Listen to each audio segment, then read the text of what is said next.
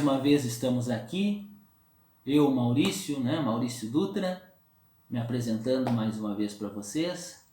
E a nossa palestra, a nossa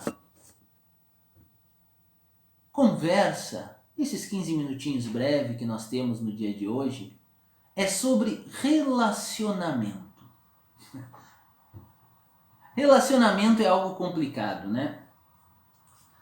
Todo mundo, e quando eu falo relacionamento, a gente está falando aí relacionamento homem-mulher, né? Relacionamento pai-filho, relacionamento, hoje nós temos, é mais aceito, sempre tivemos, é verdade, relacionamento de casais homoafetivos, heterossexuais, não importa. Estou falando de relacionamento de ser humano. Então, não vamos tentar condicionar isso, mas vamos falar de se relacionar com o espírito, com a alma. E quando a gente fala de relacionamento, nós trazemos problemas justamente porque, apesar de existir no universo uma lei de afinidade que nos aproxima, muitas vezes a gente esquece que existe também a lei do progresso. Então, é uma ilusão acharmos que nossa família está todo mundo que pensa igual a nós. Não. Na verdade, muitas vezes na família, a maioria pensa inclusive de maneira divergente. Por quê? Porque, apesar dos afins serem atraídos, e não os opostos, como se pode pensar, muitas vezes é a divergência que nos faz progredir. Obviamente, quando não cedemos à violência, não cedemos à maledicência, não cedemos à arrogância de acharmos que sempre temos razão. Então, falar de relacionamento é algo extremamente complexo, mas é extremamente também reflexivo, que nos mostra muitas vezes quem nós somos e o que nós estamos aqui nesta encarnação buscando. Esses dias eu estava vendo um desenho, eu não sei vocês, mas eu gosto muito dos desenhos da Disney, eles têm um grande significado, e eu vejo uma personagem ali forte, que o sonho dela não é se casar, que o sonho dela é mudar o povoado dela, tá? Mas é interessante porque eu lembro dos desenhos da minha infância, e normalmente os desenhos da minha infância, eles traziam uma personagem feminina, princesa, que sempre queria encontrar o príncipe encantado. E eu sempre falava que de serviço à humanidade, às famílias, era isso. Porque botava na cabeça das pessoas que só se seria feliz quando se casasse. Hoje nós sabemos que a realidade não é essa, que a gente pode ser feliz através dos amigos, pode ser feliz através do casamento, pode ser feliz através da família. A nossa vida é muito mais do que o casamento. Aliás, nós temos que ter muito cuidado quando botamos ideias fixas na nossa cabeça, porque muitas vezes elas nos arrastam para o erro. Gandhi costumava dizer que o desejo, ele nos provoca 3 sofrimentos. O primeiro, quando nós desejamos muito algo, desejamos obter, nós sofremos para obter aquilo. O segundo momento de sofrimento é encontrado quando nós lutamos, já obtemos aquilo, mas agora lutamos porque nós queremos manter aquilo na nossa vida. E aquilo gera um sofrimento em nós. E o terceiro momento é quando temos que abrir mão, abrir as mãos, ou seja, perdemos aquilo que obtemos, que conseguimos. E é inevitável quando estamos falando de bens materiais que em algum momento nós vamos perder, nem que seja na hora da morte. Porque nada é permanente para sempre. Materialmente falando, né? Apenas aquilo que Deus cria é permanente. Então nós sofremos 3 vezes, muitas vezes, quando desejamos demais algo. Por isso que o casamento, ou o relacionamento amoroso, que é o que nós vamos focar um pouco mais hoje, ele não pode ser visto como algo estritamente necessário à nossa felicidade.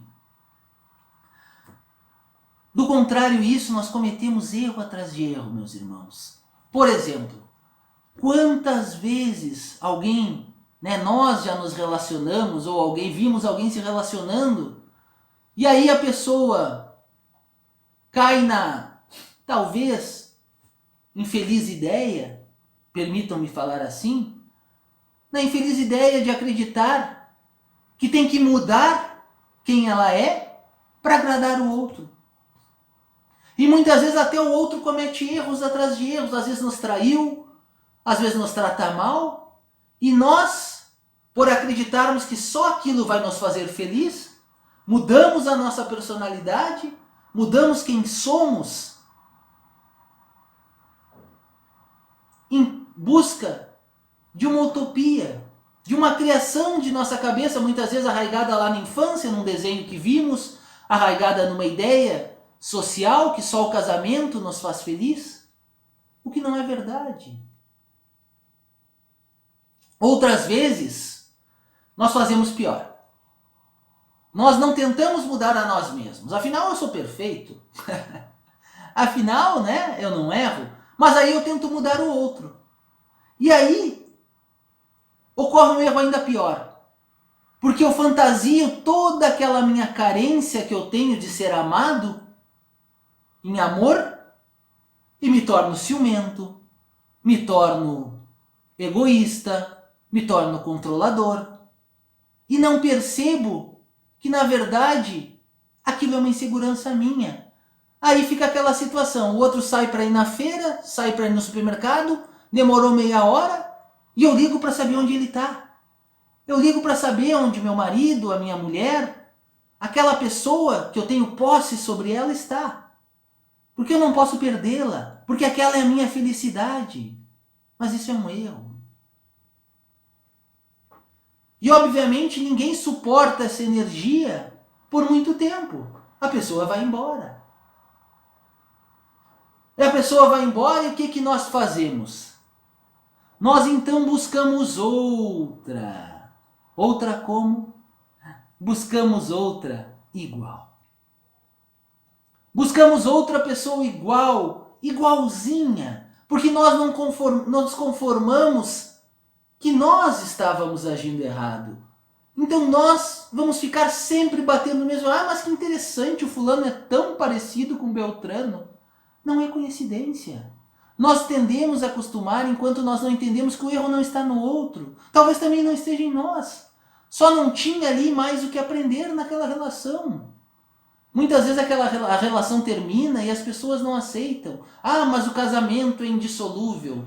O casamento ser indissolúvel só é visto quando nós vemos o casamento como algo que Deus criou. Como a união que Deus promoveu. Apenas Deus cria coisas permanentes. Como eu disse, apenas Deus. Se Deus uniu duas pessoas, você pode fazer tudo o que quiser para tentar separá-las e não vai conseguir. Porque aquela é uma união divina, mas não porque está no papel, mas não porque eu casei no tal templo, no templo X, no templo B, no templo A, não. Mas sim porque Deus uniu. Agora, as convenções humanas, elas são desfeitas e muitas vezes aos olhos de Deus não há nenhum problema. Muitas vezes duas pessoas que mais brigam do que se abraçam, aos olhos de Deus é melhor que elas se separem momentaneamente para que numa outra encarnação elas voltem juntas e consigam, aí sim mais maduras, reparar aquilo. Não há nenhum problema. O que não pode ter é ódio, o que não pode ter é vingança, o que não pode ter é raiva. Tem que sempre ter amor. Amor e perdão. Também não podemos esquecer, quando falamos de relacionamento, de perdoar 70 vezes 7 vezes. Certa vez uma moça chegou para Chico e disse: seu Chico, Jesus disse para perdoar 70 vezes 7, já somei, dá 490 e tantas vezes. E ela então olha para Chico: já posso me separar? E Chico então pensa, se vê sem saída, surge Emmanuel e diz para Chico que não, que desse outro recado para ela. Minha irmã, diz Chico para ela, é 70 vezes 7 cada erro. Cada erro do seu marido. Ah, mas então é indissolúvel o casamento? Não. Mas Chico sabia que naquela situação, para ela seria pior a separação. Naquela separação, para ela não seria benéfica. Então nós temos que avaliarmos a nossa situação. Eu jamais vou olhar para alguém e dizer, ó, se separe, ó, fique junto. Não.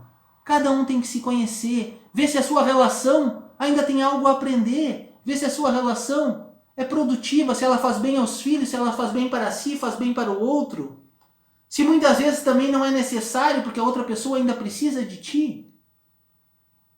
Relacionamento é amor.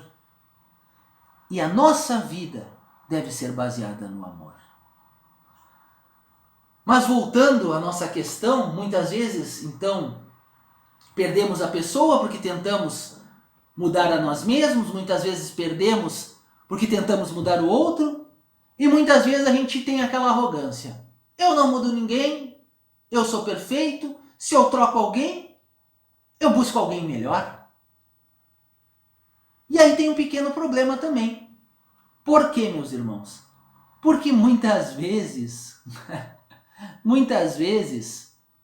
nós terminamos uma relação e buscamos outra, buscamos alguém melhor, mas buscamos alguém perfeito. Muitas vezes alguém tão melhor que aquele alguém não quer ficar conosco. Porque eu quero a princesa encantada, o príncipe encantado, mas eu sou o príncipe encantado ou a princesa encantada? Será que eu sou? Esses dias eu estava vendo um filme, esses dias não, há algum tempo atrás, eu estava vendo um filme do Super-Homem. E tinha lá a personagem principal junto com o Super-Homem, a Lois Lane. E o Super-Homem salvava todo mundo pra cá, salvava todo mundo pra lá. E de repente, em determinado momento, a Lois Lane descobre, né, que ele é o Super-Homem. E o Super-Homem pede ela em casamento. E a Lois Lane então olha para ele de cima a baixo e diz, não sei, vou pensar. E nisso eu pensei, gente, mas o homem voa. O homem voa. O que resta para mim, que quando muito, né, tem um carrinho comum, ou ando de ônibus. Então, meus irmãos, pode parecer uma piada essa história, mas essa história reflete as nossas vidas.